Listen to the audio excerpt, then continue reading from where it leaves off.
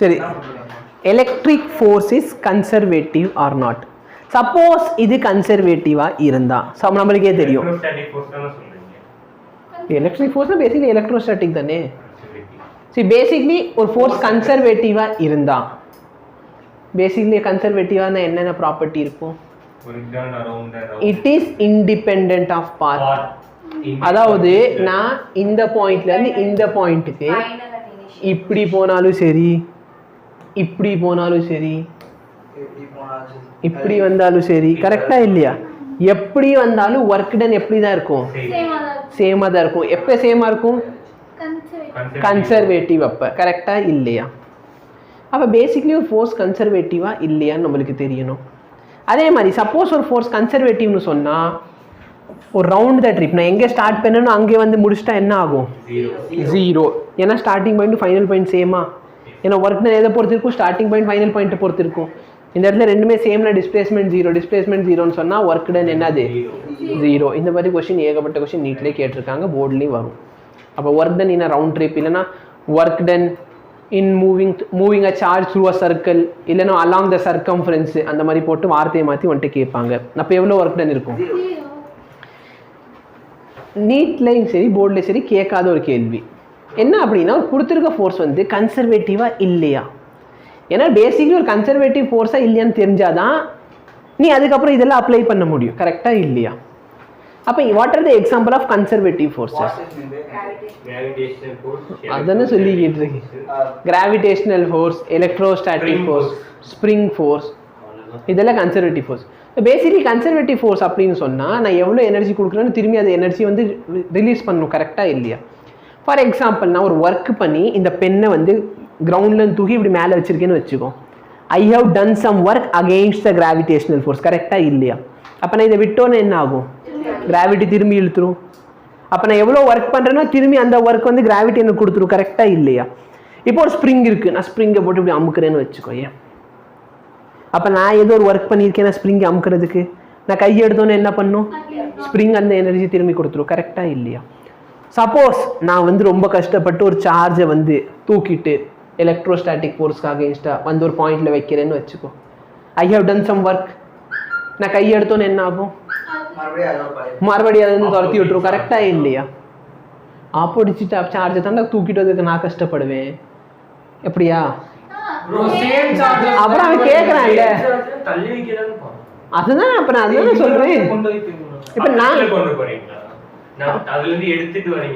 நான் இங்கேருந்து இங்கே போனேன், நீ ஃபோனை பார்த்துக்கிட்டு இருந்த அங்கே, அப்புறம் இப்போ பேசாம ஆன்லைனில் அட்டன் பண்ணலாம்ல, இங்கே உட்காந்து நீ ஆன்லைனில் பார்க்குறதுக்கு, சரியா? அப்போ சார்ஜை வந்து நான் இன்ஃபினிட்டியிலேருந்து பக்கத்தில் கொண்டு வரேன். I am doing some work to bring that charge. நான் விட்டோன்னே இந்த சார்ஜ் போயிடுமா? அப்போ இந்த மாதிரி எல்லா ஃபோர்ஸஸுமே என்ன ஃபோர்ஸஸ்? Conservative force. நான் கன்சர்வேட்டிவ் ஃபோர்ஸ்க்கு எக்ஸாம்பிள் என்ன? ஃப்ரிக்ஷன். நான் நல்லா பாரு, நான் கஷ்டப்பட்டு இந்த புஷ்பா படந்து டான்ஸ் ஆட இப்படி காலை போட்டு தேய்ச்சிக்கிட்டு இப்போ நான் கஷ்டப்பட்டு தேய்ச்சிட்டு வந்திருக்கேன்னு வச்சுக்கோ. அகெயின்ஸ்ட் ஃப்ரிக்ஷன் ஃப்ளோர் என்னை திரும்பி பின்னாடி இழுக்குமா? ஏன் இழுக்கல? அது கன்சர்வேட்டிவ் கிடையாது, கரெக்டாக இல்லையா? நான் வந்து கஷ்டப்பட்டு, சரியா, நான் தண்ணிக்குள்ளே நீச்சல் அடிக்கிறேன்னு வச்சுக்கோ. தண்ணிக்குள்ளே என்ன ஃபோர்ஸ் இருக்கும்? கரெக்டாக சொல்கிறவங்க வந்துடும், விஸ்கஸ் ஃபோர்ஸ் இருக்கும், கரெக்டாக? நான் தண்ணி வந்து விஸ்கஸ் ஃபோர்ஸ் இருக்கும், லேயராக இருக்கும், நான் அதை தாண்டி தானே தண்ணிக்குள்ளே போவேன், கரெக்டாக இல்லையா? பட்டர்ஃப்ளை வச்சுக்கோ, இல்லை பிரிஸ்ட் ஸ்ட்ரோக் மெத்தட் வச்சுக்கோ, இல்லை நார்மல் மெத்தட் ஸ்விம் பண்ணிக்கோ, ஃப்ரீ ஸ்டைல் பண்ணிக்கோ, சரியா? எல்லாம் பிரச்சனை. டாக் ஸ்டைலில் ஸ்விம்மிங் அது டாக் பண்ணும், அதெல்லாம் ஒலிம்பிக்கில் சேர்க்க மாட்டாங்க, சரியா? உனக்கு ஃப்ரீ ஸ்டைல் இருக்கும், பட்டர்ஃப்ளை இருக்கும், பிரிஸ்ட் ஸ்ட்ரோக்ஸ் தான் மெயினாக. இந்த 3 மெத்தட்.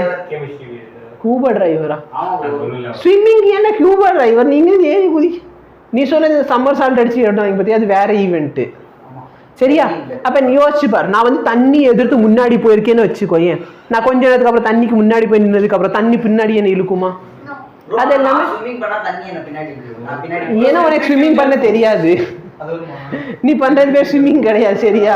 இந்த சின்ன பசங்க குளத்துல போய் ஏறி ஆடுறது பேர் ஸ்விம்மிங் கிடையாது, ஓகேவா?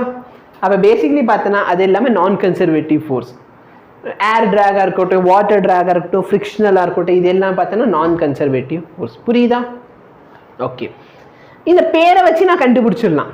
ஏன்னா கன்சர்வேட்டிவ் ஃபோர்ஸுக்கு எல்லாத்துக்குமே பார்த்தோன்னா நம்ம எனர்ஜி கண்டுபிடிச்சிருப்போம். Gravitational potential energy, electrostatic potential energy. ஸ்ப்ரிங்கில் பொட்டன்ஷியல் எனர்ஜி இருக்குமா? work energy power. ஸ்ப்ரிங்கோட எனர்ஜி எவ்வளோ?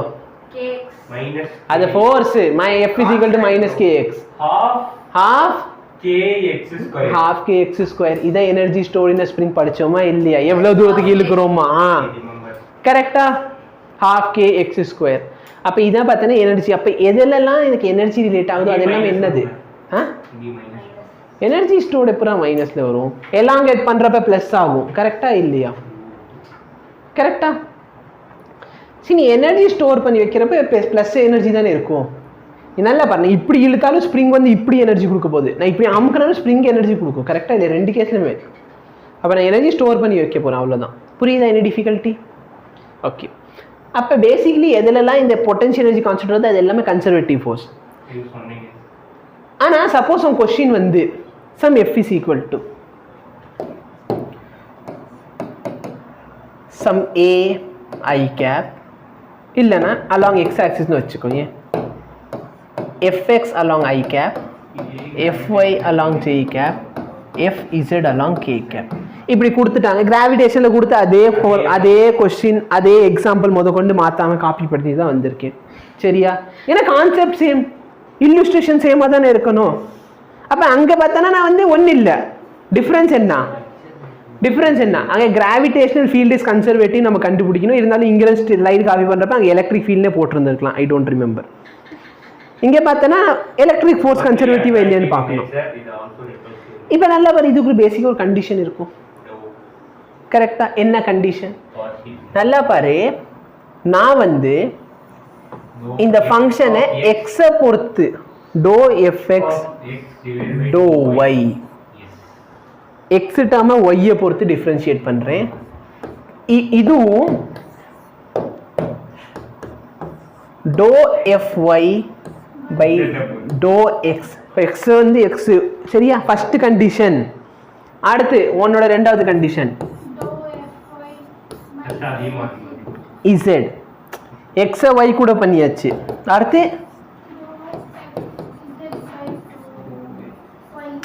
ஒய் எக்ஸ்னா எக்ஸ் ஒய் தான். என்னடா பண்ற நீ? எக்ஸ் சொன்ன மாதிரி கேட்டுச்சு. நெக்ஸ்ட் என்ன?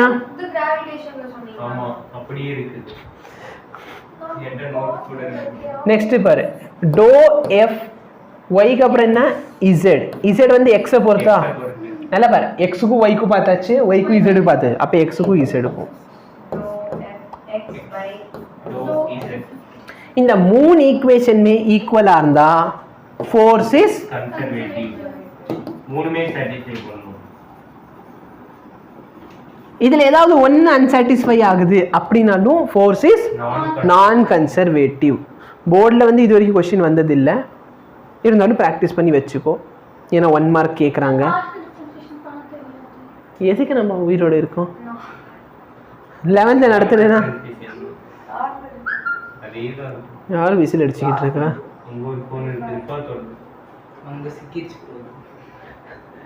இப்போ நல்லா பாரு, இந்த இடத்துல ஐ கேப்க்கு முன்னாடி இருக்கிற டேர்ம் என்ன டேர்மு?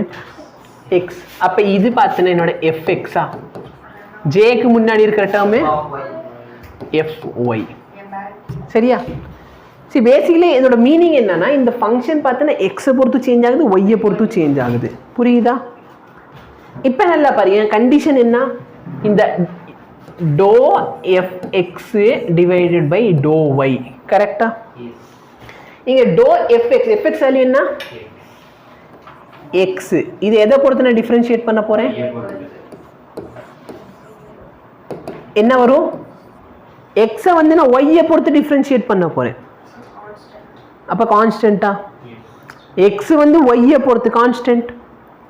அதே மாதிரி டோ எஃப்ஒய் பை டோ எக்ஸ். இங்கே டோ எஃப்ஒய் என்ன இருக்கு? ஒய்.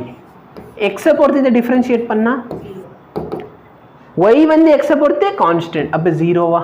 புரியுதா? அப்போ என்னோட ஸ்டேட்மெண்ட் 1 வேலிட். நெக்ஸ்ட் என்ன? டோ எஃப் எக்ஸ் பை டோ இசட். எக்ஸை இசடை பொறுத்து டிஃபரன்ஷியேட் பண்ணுறேன்னா 0. புரியுதா?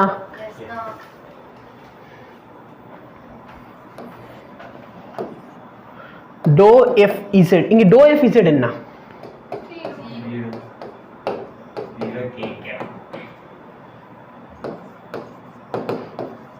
கரெக்டா? அப்போ நல்ல பேர் இதுவும் சாட்டிஸ்ஃபை ஆகுதா? இந்த கண்டிஷன் ஓகே. ஃபைனல் கண்டிஷன் என்ன? எக்ஸை ஒய்யை பொறுத்து பண்ணியாச்சு, எக்ஸை இசட் பொறுத்து பண்ணியாச்சு. ஒய்யை இசடை பொறுத்து. ஒய் என்னது? ஒய். இதை இசடை பொறுத்து பண்ணா நல்லா பாரு. எல்லா டைமும் 0 வரணும்னு அவசியம் இல்லை. எனக்கு தேவை என்ன? இந்த வேல்யூ ஈக்குவலாக இருக்கணும். What ever the value maybe. எனக்கு தேவை என்ன? அந்த ரெண்டு வேல்யூ எப்படி இருக்கணும்? ஈக்குவலாக இருக்கணும். அதே மாதிரி டோ எஃப் இசட் பை டோ ஒய். டோ எஃப் இசட் எவ்வளோ? 0. முடிஞ்சா? புரியுதா? அப்போ நல்லா பாரு. டி போடணும், நோ ப்ராப்ளம். சரியா? புரியுதா? ஓகேவா? Any difficulty? Partial difference. இந்த ஃபங்க்ஷன் பார்த்தோன்னா எக்ஸு ஒய் இசட் பார்ஷியலாக சேஞ்ச் ஆகுது. கரெக்டாக இல்லையா?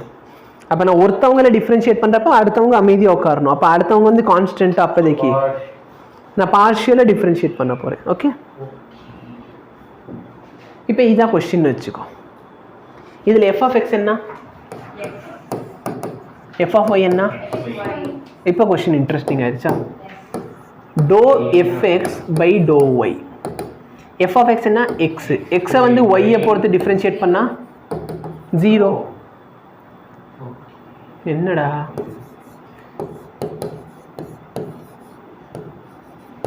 இந்த ஒய்னா என்ன? X Y. இந்த எக்ஸ் ஒய் எதை பொறுத்து டிஃப்ரென்ஷியேட் பண்ண போகிறேன்? எக்ஸை பொறுத்து. நல்லா பாரு. எக்ஸை பொறுத்து இதை டிஃப்ரென்ஷியேட் பண்ண என்ன கிடைக்குது? இது ரெண்டு ஈக்குவலா? தே ஆர் நான் கன்சர்வேட்டிவ். புரியுதா? இப்போ புரிஞ்சா partial differentiation? Basically partial differentiation எங்கள் புக்கில் கிடையாது, சிபிஎஸ்சி புக்கில். மேத்ஸ் டியூஷனில் போனால் கல்வி ஊற்றுவார் சார். என்ன பார்ஷியல் டிஃப்ரென்சியேஷன் தெரியாமல் வந்திருக்கீங்க? அது கூட தெரியாது. ஸ்டேட் போர்டுக்கு இருக்கும். ஜெயசீல சார் கல்வி ஊற்றுவார். இங்கே பாரு, நீ எழுது. கோடு போட்டுக்கோ.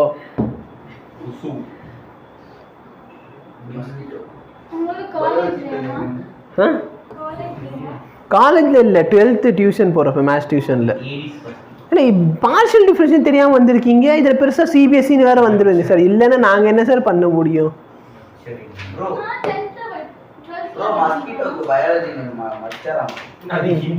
ஏமாத்துறாராமா, எங்களுக்கு ஹிந்தி தெரியாது. அப்புறம் கொசப்சி பசப்புகன்னு சொல்லிடு, எங்களுக்கு பயாலஜின்னு தெரியாதுல்ல. இப்போ வர டோ எஃப் எக்ஸ் பை டோ ஒய். எக்ஸ் டேர்ம் என்னது? ஒய்யா. இந்த ஒய்யை எதை பொறுத்து டிஃப்ரென்ஷியேட் பண்ண போகிறேன்? என்ன வரும்? டோ எஃப் ஒய் பை டோ எக்ஸ்.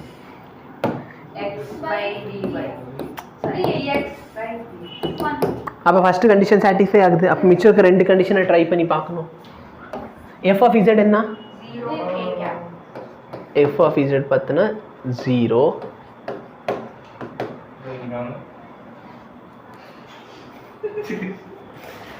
இப்போ ஃபோனில் அவனுக்கு எல்லாமே தெரியுது, இருந்தாலும் அங்கிட்டு வாங்க இங்கிட்டு வாங்க.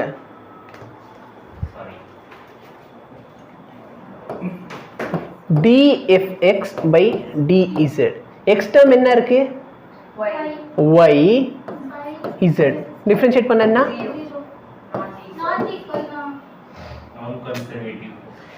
இது ரெண்டு ஈக்குவலா தெரியும். அதனால தானே 3 நாள்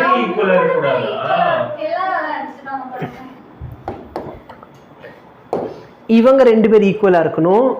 இந்த ரெண்டு வேல்யூ ஈக்குவலா இருக்கணும். இந்த வேல்யூ இந்த வேல்யூ. சரி நல்லா பாரு. அதனால தான் 3 செட் ஆஃப் ஈக்குவேஷன் எழுதியிருக்கேன். சரியா? இங்க இருக்கு பாரு. இங்க நான் சொல்லு, இது எல்லாமே ஈக்குவல் எங்கேயாச்சும் போட்டிருக்கேன்னா இது ரெண்டு ஈக்குவலா இருக்கணும். நீ நினைக்கிறதுக்கு நான் பொறுப்பா இருக்க முடியாது. அதான் நீங்க நினைக்கிறதுக்கு நான் இருக்க முடியாது. உனக்கு ஒண்ணு தெரியுமா Mukesh? If something is wrong, it is wrong, even if majority supports it.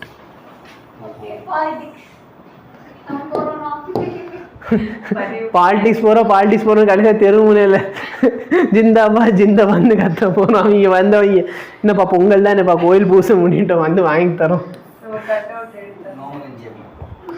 அதான் கொடுக்க மாட்டேன்ட்டீங்களே.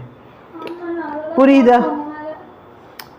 இப்ப நல்ல நீ நினைக்கிறதுக்கா நான் இருக்க முடியாது. நீ வந்து வேற ஒரு பையனை நினைச்சிட்டு வந்துருவா. கேட்டா அண்ணனா பொறுப்பு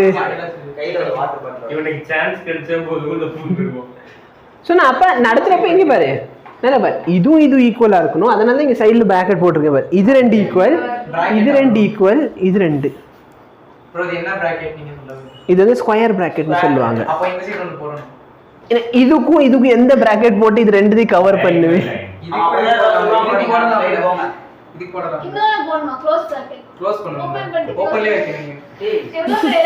இங்க பாரு, இங்க ஓபன் பண்ணிட்டு அங்க க்ளோஸ் பண்ணிருக்கேன். இது 2 ஈக்குவலா இருக்கணும், இது 2 ஈக்குவலா இருக்கணும். அது எப்படி நீங்க மாத்தி மாத்தி சொல்லலாம்? ஓபன் போடுங்க, நீங்க க்ளோஸ் பிராக்கெட் போடுங்க. எரர்னா உங்க நோட்ல போட்டுக்கோங்கடா. சரி சரி, நெக்ஸ்ட் பாரு. போடுங்க. f z with respect to z ல என்ன டேர்ம் இருக்கு? 0. இத நான் x பொறுத்து டிஃபரன்ஷியேட் பண்ணனும். அப்ப இது மேட்ச் ஆகுதா? சரி, உங்களுக்கு டவுட் வருங்கிறதுக்காக தான் நான் இந்த மாதிரி டிஃபரெண்டா 3 இல்லஸ்ட்ரேஷன் எடுத்துட்டே வந்தேன். Okay bro. dou f z y z term 0, அப்ப இது 0. dou fy by dou z. f term என்ன? சரி, y டேர்ம் என்ன? x. இது வந்து z பொறுத்து டிஃபரன்ஷியேட் பண்ணா ஓகேவா? புரியுதா? இது 2 ஈக்குவல், அது 2 ஈக்குவல், அது 2 கேட்டது இல்லைன்னு தான் நான் ஆரம்பிக்கிறப்பே சொல்லிட்டு தானே 3 தடவை சொல்லியிருப்பேனா?